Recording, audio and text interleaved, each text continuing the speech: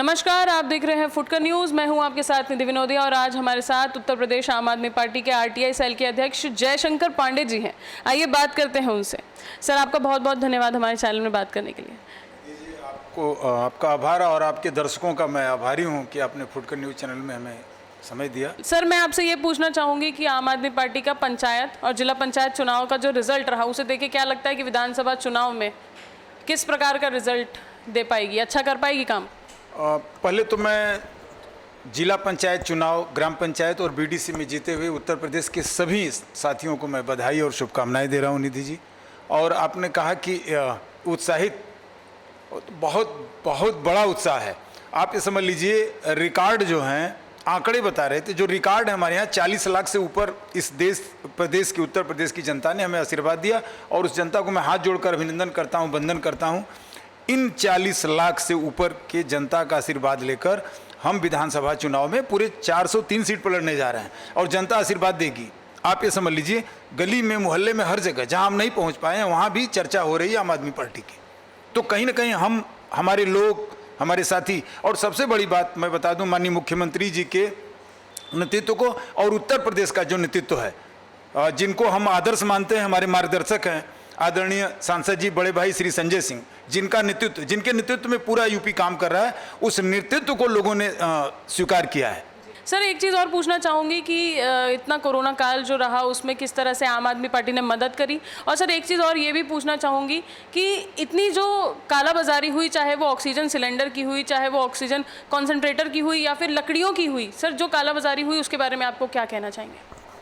देखिए निधि जी, ये कहते हुए मुझे इतनी तकलीफ हो रही है, वेदनाएं भी आ रही हैं, इतना पीड़ा हो रहा है। जो दृश्य कोरोना काल के पीक लहर में, जो दूसरी लहर थी, उसमें जो दृश्य देखने को मिला, हम अपने इस इतिहास भूगोल में भी नहीं है, भूगोल में भी नहीं कि नदियों में इस तरह से लाशें बह रही हैं।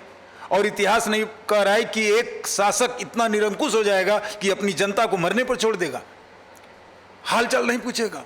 मुख्यमंत्री बंद कमरे में हो जाते हैं, क्वारंटाइन हो जाते हैं, पूरा उनका आला अमला एक दूसरे पर आरोप मढ़ रहा है। इस देश की जनता उन्हें माफ नहीं करेगी। आपने हमारे काम को देखा। माननीय सांसद श्री संजय सिंह जी ने बहती हुई लाशों को, उनके परिवार की व्यवस्था को देखकर खुद के तनख्वाह से 1 लाख रुपए दान दिया और सभी लोगों को लगाया कि आप स्मशान घाटों पर जाइए, परिजनों से निवेदन करिए कि इस तरह से लाशें न बहाएं, चंदा लगाइए। सर्विस वाले हैं तो तनख्वाह से, नौकरी से, पैसे से, जैसे लकड़ियों की व्यवस्था किया गया। और गाजीपुर से लेकर बलिया तक हम लोगों ने हर जगह लकड़ियों की व्यवस्था की, इंसानियत के लिए, मानवता के लिए, भाईचारे के लिए। तो आप ये समझ लीजिए कि कोरोना काल की जो भयावह स्थिति थी, उसमें आम आदमी पार्टी ने चुनाव के लिए नहीं, राजनीति के लिए नहीं, इंसानियत के लिए, मानवता के लिए, इस राज्य के लोगों को बचाने के लिए काम किया है। जो उत्तर प्रदेश में बीजेपी सरकार है वो असंवेदनशील हो चुकी है और उसने अपना हाथ अपनी जिम्मेदारियों से पीछे खींच लिया है। उत्तर प्रदेश में जो वर्तमान सरकार है, ये जो आपने शब्द कहा असंवेदनशील, ये भी कम पड़ जाएगा। आप आवाज उठाइए, आप पर मुकदमे होंगे। मैं आपको एक उदाहरण बता रहा हूं, आप चौंक जाएंगी। कोरोना काल में एक बछरावा तहसील है, जिला रायबरेली, लखनऊ से 30-40 किलोमीटर दूर है। वहाँ पर 60% विकलांग, पैर का विकलांग, एक गरीब शिक्षक प्राथमिक विद्यालय में शिक्षक कोटे में नौकरी पाए थे। उसने अब आवेदन देता है जिलाधिकारी कार्यालय में, बीएसए कार्यालय में कि चुनाव में मेरी ड्यूटी ना लगाई जाए। उसके बाद जबरदस्ती उसकी चुनाव में ड्यूटी लगाई जाती है।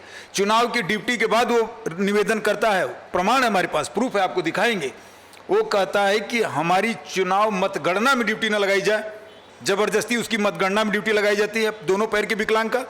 और मतगणना के 1 हफ्ते बाद कोरोना होता है और कोरोना के बाद मर जाता है। 2 छोटे छोटे बच्चियां हैं, उसके घर में कोई नहीं, खेती नहीं, एक मकान है। बताइए उसकी पत्नी कहाँ जाएगी? आप, इतनी असंवेदनशीलता। और दूसरी मैं आपको बता दूं, जो भ्रष्टाचार, सिलेंडर भदोही में L1 L2 हॉस्पिटल हैं कोविड के, उसमें सुबह गवर्नमेंट द्वारा आपूर्ति की गई सिलेंडर आती थी, शाम को उन्हीं के कर्मचारी द्वारा, अखबारों की कटिंग में पेपर दिखाऊंगा, उस सिलेंडर को शाम को दूसरे दरवाजे से उसी दलाल को दे दिया जाता था।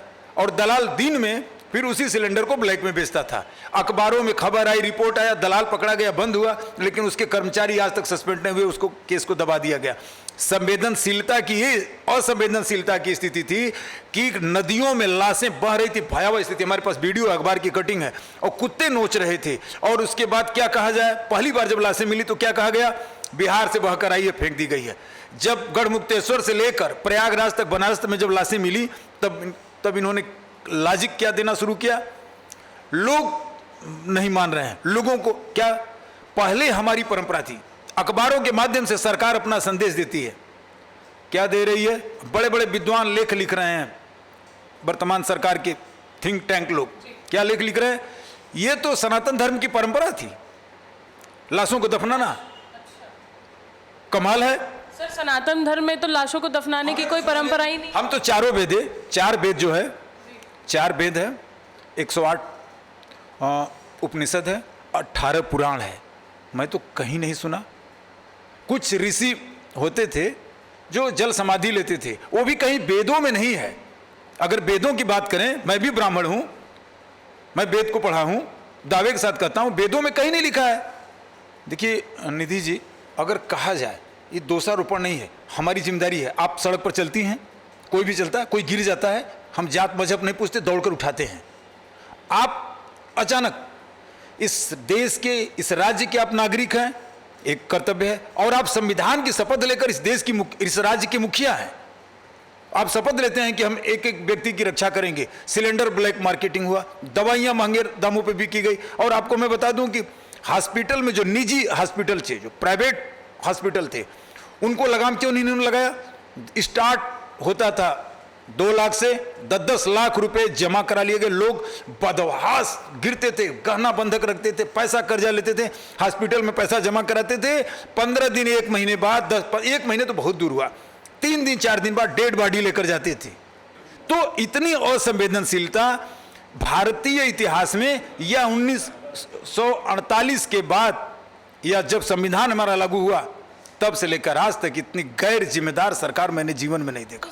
बनारस की स्थिति में बताऊं, BHU बहुत बड़ा अस्पताल है, वहाँ कई L1 L2 के अस्पताल बनाए गए थे कोविड के। वहाँ से लाशें ले जाने के लिए मणिकर्णिका घाट पर मनमाना 10,000, 20,000, 25,000, 50,000 डेड बॉडी के लिए मांग रहे थे। जब मणिकर्णिका घाट पर डेड बॉडी जा रही थी तो वहाँ लकड़ियाँ 4,000 कुंटल से लेकर 24,000 कुंटल तक बेची जा रही थी। लकड़ी का अभाव, लकड़ी गायब हो गई, मनमाने दाम पर लकड़ियों का दाम बिकने लगा। अरे इतनी अनैतिकता, इतनी असंवेदनशीलता, सरकार क्या कर रही है। जो हम लोगों ने काम किया, ये इंसानियत है, मानवता है, भाईचारा है, और इसीलिए हम लोग धरती पर आए हैं कि एक दूसरे की मदद करेंगे। इसमें हमारी राजनीति क्या है, सच्चाई बोलना।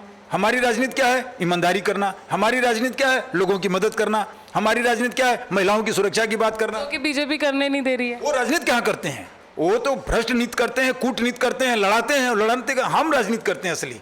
हमारी राजनीति दिल्ली में देखिए, चैलेंज के साथ कहता हूं, पूरे विश्व में चिकित्सा फ्री, शिक्षा फ्री, महिलाओं के लिए सुरक्षा फ्री, बसें फ्री, हम कितनी कहें आपको, इतनी योजनाएं हैं कि हम गिना नहीं सकते। तो सर, अब इस भ्रष्टाचार की राजनीति पे RTI किस तरह से काम करेगा, आगे की क्या प्लानिंग रहेगी। देखिए, प्लानिंग तो ऐसा कोई प्लानिंग नहीं होता कि हम किसी के यहाँ अभियान, ऐसा अभियान चलाकर जा रहे हैं कि बस अब ये कर देंगे, ये हो जाएगा, ऐसा नहीं है। सूचना अधिकार प्रकोष्ठ चाहती है कि हमारा प्रदेश भ्रष्टाचार मुक्त हो, और सूचना अधिकार प्रकोष्ठ जो आयोग इस समय पंगु हो गया है, गिरफ्त में है सरकार के, या कह लीजिए सरकार के पॉकेट में है राज्य सूचना आयोग। और जितने जन सूचना अधिकारी हैं उनसे तो पूछिए मत, माशाअल्लाह उनकी कहानी अलग है। आप RTI का एप्लीकेशन लगाने जाइए तो एक गांव का व्यक्ति जो सीधा साधा इंसान है, वो कहता है कहीं को लगा रहे हो भैया, ये मिलेगा नहीं। 1 महीना बाद फिर जाओगे, प्रथम अपील, दूसरे महीने आयोग जाओगे, आयोग में 3 महीने बाद, 3 साल बाद, 4 साल बाद आपको डेट मिलेगा। तो उस आयोग को सही करना, ये भी सूचना अधिकार प्रकोष्ठ उत्तर प्रदेश का काम है। हम लोग जागरूकता के माध्यम से अपनी आवेदन लगाकर कहेंगे। तो RTI प्रकोष्ठ भ्रष्टाचार के खिलाफ कई चीज़ें निकाले हैं। हमारे यूथ विंग के प्रदेश उपाध्यक्ष आपसे मिलेंगे, नुमान भाई हैं, नुमान मोहम्मद जी, उन्होंने एक जगह RTI लगाया, और RTI को खुद अपने मुंह से बताएंगे आपको कि कितनी खुलासा हुआ, कितना भ्रष्टाचार। देखिए, सरकार चाह ले, निधि जी, मैं बड़ा कह रहा हूं कि सरकार चाह ले तो कोई राजनीति नहीं करेगा। सरकार जागरूक होने का काम नहीं कर रही है, जागरूक लोगों को दबाने का काम कर रही है। सरकार अपने भ्रष्टाचार को दबाने का काम कर रही है और जनता, इस मुल्क की जनता बहुत समझदार है। बहुत बहुत धन्यवाद सर। तो ये थे हमारे साथ उत्तर प्रदेश आम आदमी पार्टी के आरटीआई सेल के अध्यक्ष जयशंकर पांडे जी। ऐसे ही अन्य इंटरव्यूज़ के लिए देखते रहिए फुटकर न्यूज़। लाइक शेयर सब्सक्राइब करिए और बेल आइकन दबाना ना भूलें। नमस्कार।